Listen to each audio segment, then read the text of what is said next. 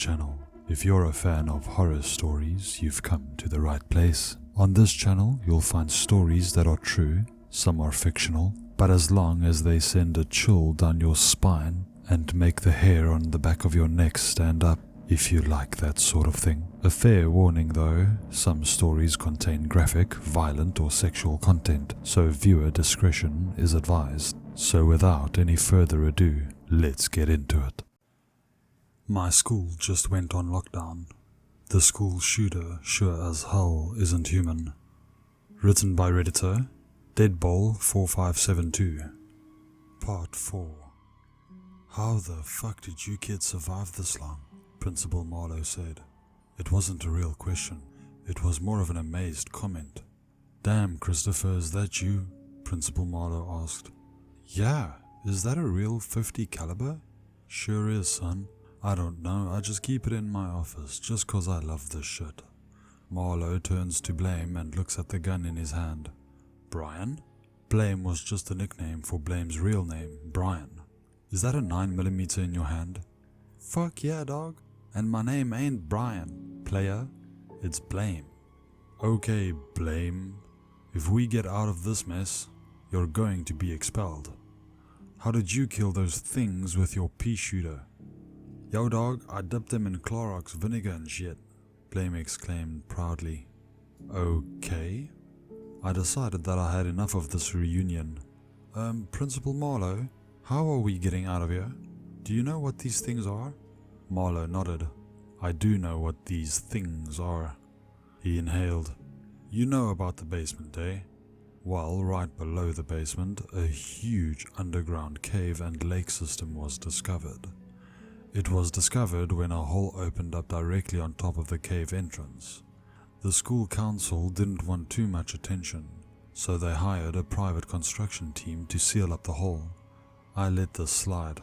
There would be too many lawsuits, and I don't care about that bullshit.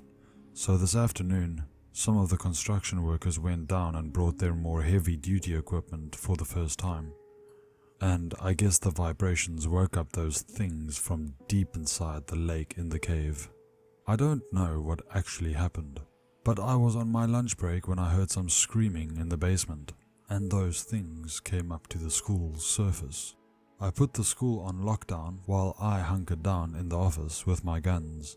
After a couple of hours had gone by, one of those creatures attacked the office, and I put probably 10 bullets into its head. In a matter of hours, the creature covered the whole school in that weird black gooey shit. They covered the doors and windows real well. Even my 50 cal can't get through them. I was preparing to go out and explore more when I heard some screaming, and your whole class came into here, getting chased by 2 of those things. So I shot them, and here we are now.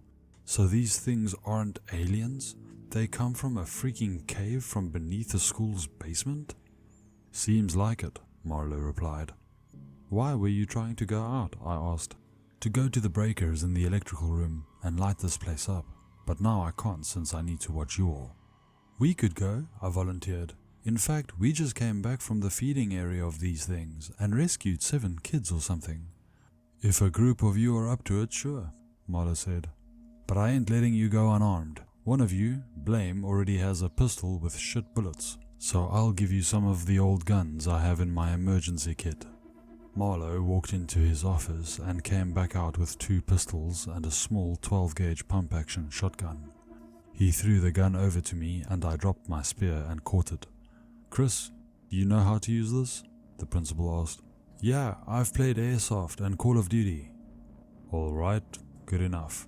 Marlowe turned to Armin, who was wiping the black gunk off his shirt.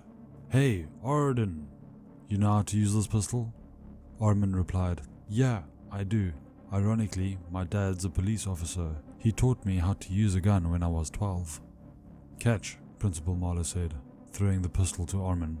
He expertly caught it and loaded it.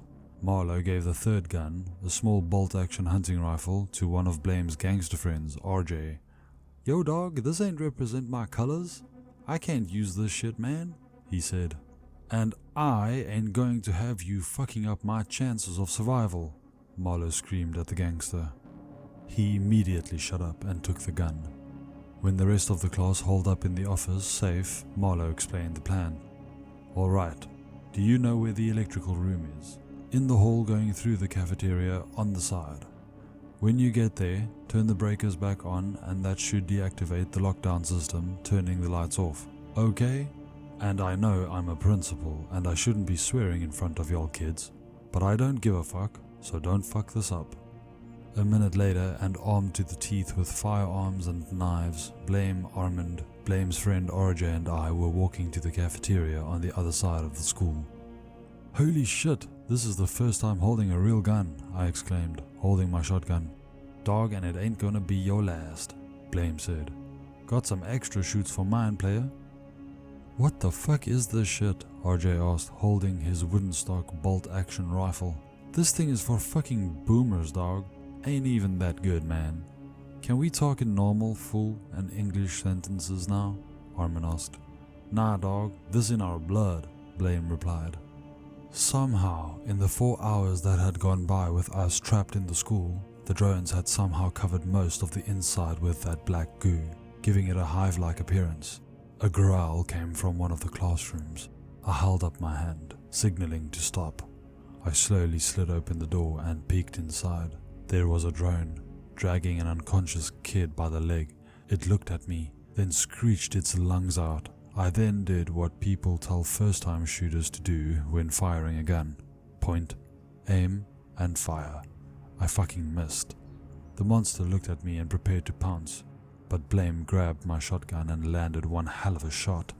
Being at such a close range with a gun packing so much power, the entire chest of the monster was obliterated, and it fell onto its side. To make sure it was dead, Blame fired one extra round into its head and handed me my shotgun. Yo dog, what do we do with the kid? RJ asked, pointing to the unconscious kid lying on the classroom floor. Let's just lock him in until we come back, I said, and I walked over, shut the door from the outside, and locked it with the skeleton key Marlowe had given us for such an occasion. We turned the hallway going right and to the cafeteria when something banged the door from inside a classroom. Holy shit, I yelled. Yo dog, it's just a bunch of kids, Blame said, looking into the class. I unlocked the door and went in, to find a bunch of 9th graders standing in front of the door. I'm sure as hell that they were surprised because I would be too if a group of 10th graders holding guns just opened the door and walked in. One kid, who looked to be the tallest and the leader, stepped forward and confronted me. Who the fuck are you? The kid asked, suddenly pushing me. The question you should be asking is, why the fuck am I asking who the fuck these people are? The kid then spotted my gun strapped to my shoulder. He grabbed the barrel of the loaded fucking gun and tried to snatch it from me. What the fuck, man? I said, kicking the guy off me. Stop fighting, a girl screamed from the back. The kid threw a punch at my face, but I ducked and tripped his legs. He got up, punched me in the stomach and knocked me down. He pinned me to the ground and punched my face. Thinking quickly, I reached into my pocket and drew my knife. The kid suddenly backed up at the sight of the weapon. You're forgetting who you're fucking with right now, I said. I'm the one with a knife and a fucking shotgun. Calm the fuck down and stop being so hostile. Fine, bitch, the kid replied. I asked the kid standing behind him, a shorter, chubby guy who looked like he was in the 7th grade, not the 9th. Hey, what happened to your class? I asked him. So when the lockdown started, one of our classmates got dragged out by this thing, so we locked the door, and we've been here ever since. What happened to your teacher? He went outside to get help. We haven't seen him since. Why are you all holding guns? Where did you even get them? Blame replied. Principal Marley gave them to us, and we're going to the cafeteria to turn the lights back on, dog. We can't have the whole bumblefucking class to drag with us, and there's already an unconscious fucking kid in the other classroom, so we'll take you with us when we get back. I threw the secondary pistol I had to one of the kids who looked the shadiest, a kid in the back with his hoodie on, facing away from us. Despite looking away from us, he caught the gun and loaded it without even looking. Those types always know how to use guns. You guys seem to have managed pretty well, but there's a fucking gun just in case. Lock the doors until we get back, which we probably won't. And with that, Armin, RJ, Blame and I shut the door and continued down the hallway.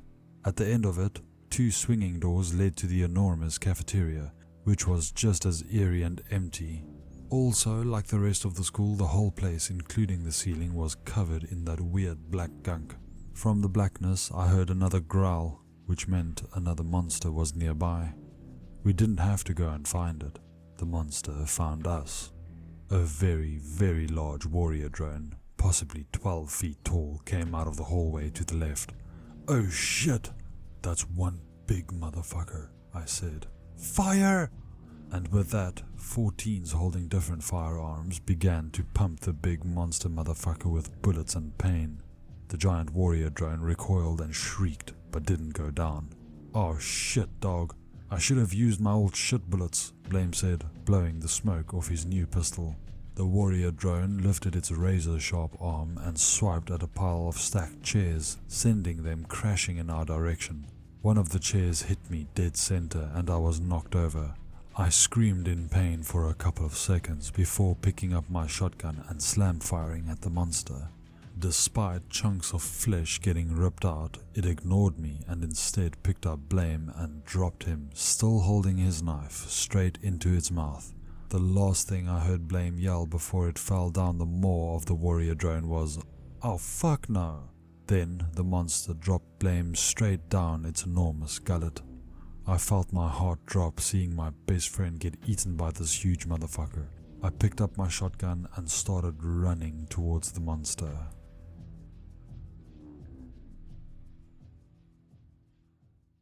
Thank you for watching. If you liked this video, let me know and hit that like button. Subscribe to the channel and ring my bell so that you don't miss out on future videos and awesome spine-tingling, goosebump-giving stories. If you don't do these things, the like button will haunt your dreams and stalk your days forever.